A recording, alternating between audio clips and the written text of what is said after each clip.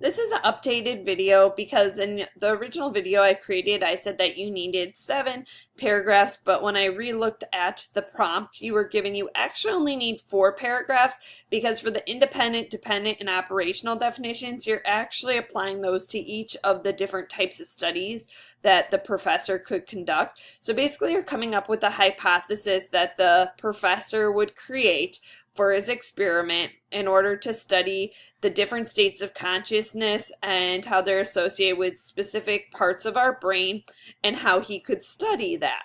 So basically, he's looking at using an fMRI, psychoactive drugs, REM sleep, and hypnosis to look at our levels of consciousness under each scenario and what different parts of the brain are active. So for each of those terms, you need to explain what an fMRI is, what psychoactive drugs are, what REM sleep is, and what hypnosis is.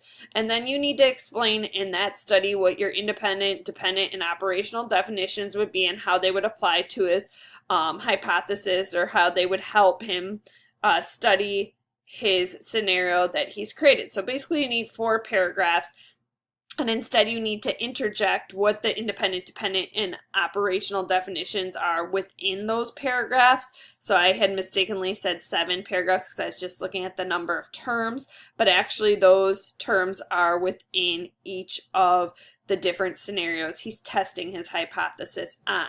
Your other assignment was teen sleep, and when I first created the video, I forgot to emphasize the part that you need to post how your experiences compare to teen sleep, the research you've conducted. So you need at least 3 specific pieces of evidence, so research you've conducted outside of the class that talk about the importance of sleep for teenagers. So you're going to create a thesis statement about why sleep is important to teenagers, state specific reasons, and then support your reasons with evidence from the outside research you've conducted, and then explain how those compare to your own sleep. So I recommend having like a different paragraph for each of your specific reasons for why teen sleep is important. But if your reasons are all kind of intertwined, I understand if you would just do 1 paragraph, but once you post your initial post, then you need to respond to 2 classmates in an engaging manner after. Sorry for the confusion maybe with the original video, but I wanted to just kind of clarify a few things further. Thank you for your understanding.